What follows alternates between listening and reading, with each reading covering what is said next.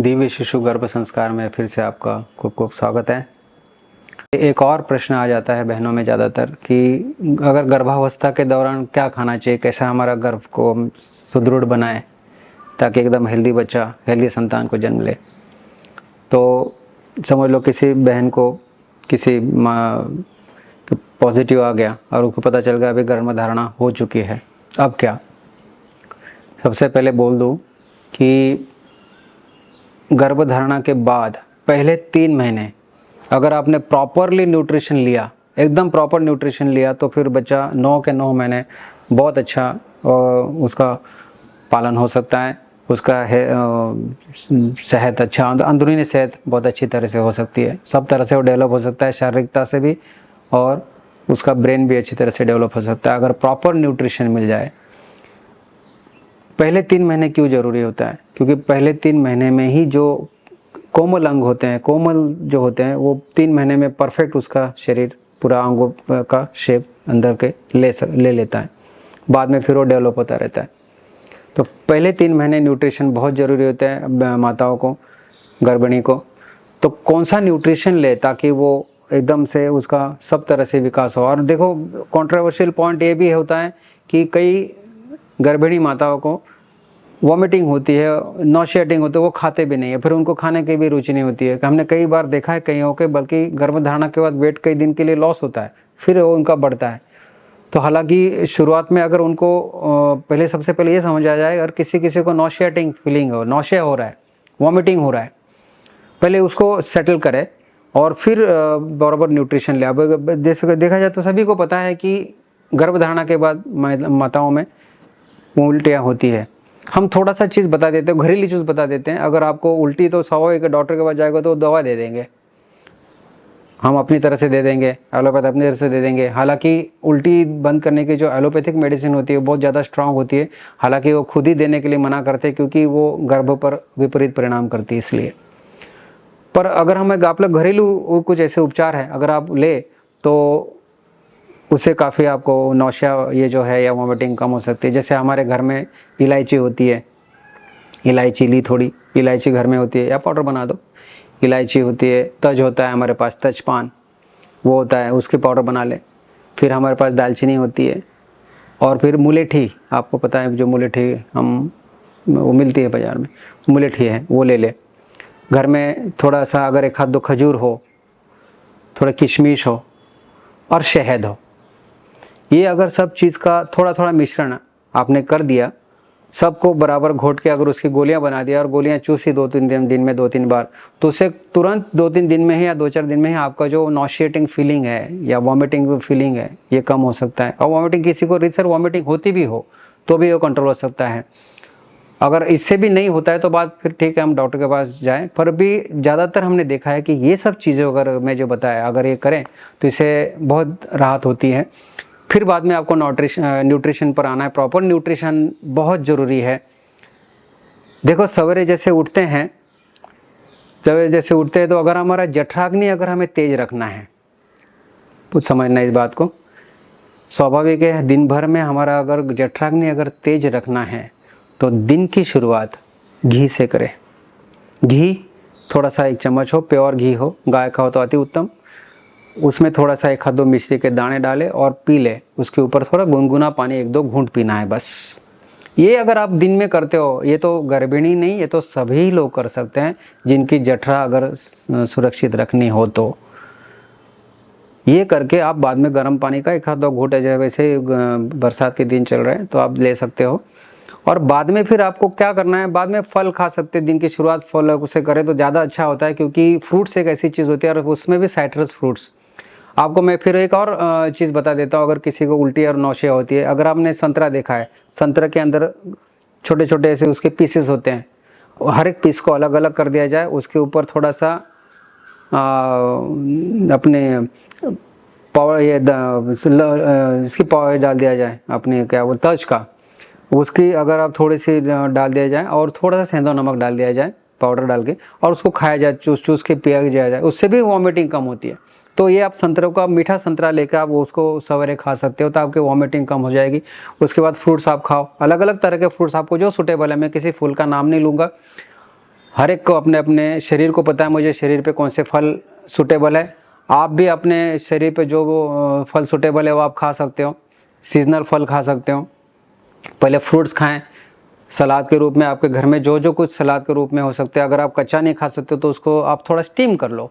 जैसे बीट है, गाजर है, काकड़ी है, खीरा, टमाटर है, शिमला है, जो भी आप कच्चे के रूप में हम सलाद के रूप में खा सकते हैं। काट के थोड़ा सा एक सीटी मार दो तो एकदम पक जाएगा वो। अगर आप थोड़ा सा उसमें थोड़ा मसाला डाल के आप डायरेक्ट खा सकते हो, उसमें काफ़ी न्यूट्रिशन मिलेगा आपको। मतलब फ्रूट्स है, सलाद है, फिर आपका घर का जो भोजन होता है, तो घर का भोजन भी आप जो भी साधारण बनता है जो भी आप खा सकते हो। उसमें कोई मना नहीं है कि आपको यही खाना चाहिए वही खाना चाहिए। जो आपके रूटीन में आपका जो परंपरागत जो भोजन आपके घर में बनता हो वो आप खा सकते हो।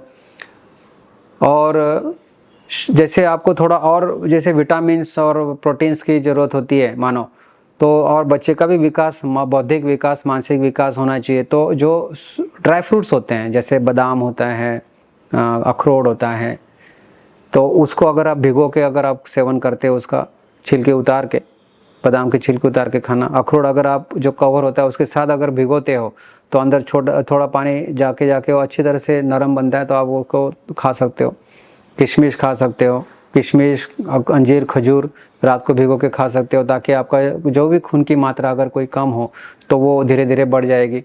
तो ये प्रतिदिन करें। किशमिश रात को भिगोए, किशमिश के साथ 2 अंजीर और 1 हाथ खजूर रात को भिगोए, सवेरे उसका वो फूल जाएगा, वो आप पानी के साथ खा सकते हो, पी सकते हो। तिल होता है, अगर तिल रात को भिगो दे, सवेरे पानी डाल के घुमा दे, उसका जूस एक छोटा सा कप पानी डाल दे, आप घुमा दे, उसका रस बन जाएगा या तो दूध बन जाएगा, तिल का दूध। उसमें कैल्शियम भरपूर होता है। उसमें थोड़ा सा अगर सेका हुआ ज़रा सा जीरा का पाउडर अगर डाल दिया जाए, पिए, तो जीरा में भी बहुत ज़्यादा कैल्शियम होता है।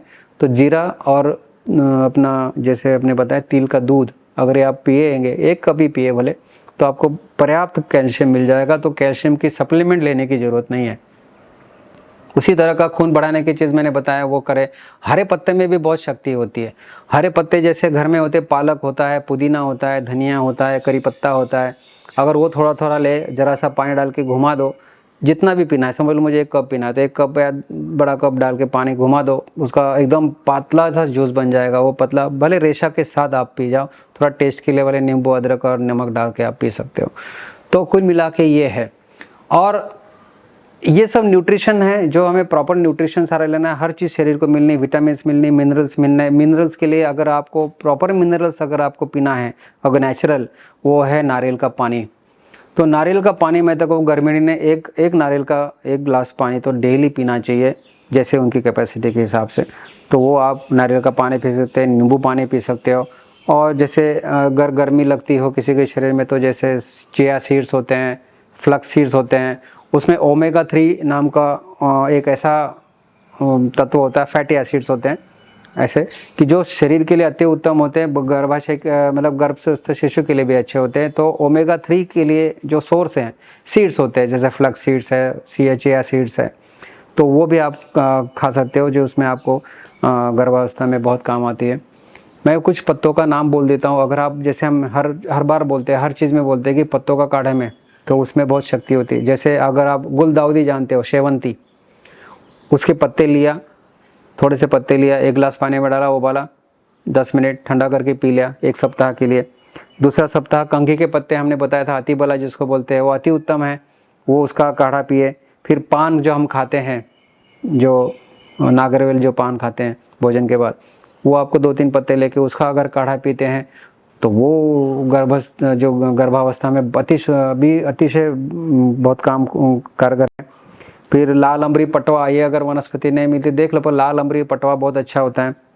फिर लेमन ग्रास जो क्या बोलते हैं, गवती चाय होती है, जो लेमन ग्रास से लंबे लंबे घास होते हैं, कई जगह अवेलेबल है, मिलता है। तो लेमन ग्रास का भी आप काढ़ा पी सकते हो। और पुदीना का भी काढ़ा आप पी सकते हो। 7-7 दिन आप सब चीज़ इसको रिपीट करते हैं, वो करते जाना। जैसे गुलदाउदी पहले, फिर मैंने बताया ना आपको, कंघी के पत्ते, पान का पत्ता, लाल अमरी पटवा तो मिलते तो ठीक है, ना तो लेमन के पत्ते और पुदीना के पत्ते, ये करना। और जाके भी सारे मिलेट्स जो होते हैं, little millets, kodo millets, barnyard millets, browntop millets, little millet, ये सारे मिलेट्स जो होते हैं ये आप सब 2-2 दिन खा सकते हैं, कोई पर्टिकुलर आपको ज़्यादा खाने की ज़रूरत नहीं है, पर गर्भावस्था में आप सब चीज़ थोड़ा थोड़ा खा सकते हो ताकि शरीर का पूरी तरह से विकास बच्चे का हो। इसलिए आप मिलेट्स खा सकते हो। चावल बनाओ, खिचड़ी बनाओ, पुलाव, जैसे भी बनाओ आप। बनाने का विधि मैंने सब कई बार बताया है, फिर भी कह देता हूँ, 6 घंटा पहले भिगोना और फिर जो भी बनाना है बनाना। तो इस तरह से आप अगर करते हो तो गर्भावस्था के दौरान ये करना है। गर्भावस्था के बाद अगर बच्चा डिलीवरी के बाद कुटकी ज़्यादा खा लेना तो कुटकी का सेवन ज़्यादा करना, और बाकी जो काढ़े बताए हैं और जो न्यूट्रिशन बताया है वो आप उस तरह से रख सकते हो। मतलब डिलीवरी के बाद भी कुछ दिन तक, 6-8 महीने तक आपको इस तरह से करना है, तो आपका सेहत भी अच्छा रहेगा। आपका लैक्टेशन जो मिल्क सिक्रेशन होना चाहिए बच्चे के हिसाब से वो भी अच्छा रहेगा। कुटकी ज़्यादा खाने से आपको लैक्टेशन अच्छा होगा। मतलब बच्चे के लिए जो पेट भरने के लिए कई माताओं का ये प्रश्न होता है कि पर्याप्त दूध नहीं बनता है। तो पर्याप्त दूध ना बनने का भी ये जो होता है हार्मोनल डिस्टर्बेंस, प्रोलैक्टिन नाम का हार्मोन प्रॉपर ना बनता है तो भी दिक्कत आती है कि कई माताओं में दूध पर्याप्त नहीं होता है, बच्चे का पेट नहीं भरता है, तो उनको फिर बाहर का दूध देना पड़ता है। तो इसके लिए कुटकी का सेवन जरूर करें। और जाकर भी जो हमने जो काढ़े बताए, जो न्यूट्रिशन, इससे वो सारा लेवल हो सकता है, हार्मोन्स बराबर बन सकता है ताकि जो उनका मिल्क सिक्रेशन हो। और वाकई किसी बहन में अगर किसी गर्भिणी में अगर ऐसा हो दूध की कमी, तो आपका अपना दूध कम पड़ता हो तो नारियल का दूध पिलाएं। जो गिरी होती है, गिरी में थोड़ा पानी डाल के घुमा दे, उसका दूध बन जाएगा। बच्चों में 1-1, 2-2 चम्मच उसका भी पिलाया जाए तो माँ के दूध के बराबर काम करता है नारियल का दूध। तो इस तरह से आप कर सकते हो, पर जो बताया अगर आप फॉलो करेंगे तो आपका वैसा कुछ प्रॉब्लम नहीं हो सकता है। तो इस तरह से अगर आप गर्भावस्था में और गर्भावस्था के बाद, डिलीवरी के बाद अगर आप इस तरह से न्यूट्रिशन करेंगे तो बच्चा भी सुदृढ़ रहेगा और माँ भी। धन्यवाद। अधिक जानकारी के लिए संपर्क करें महिला उत्थान मंडल द्वारा संचालित दिव्य शिशु गर्भ संस्कार केंद्र, संत श्री आशाराम जी बापू आश्रम, अहमदाबाद।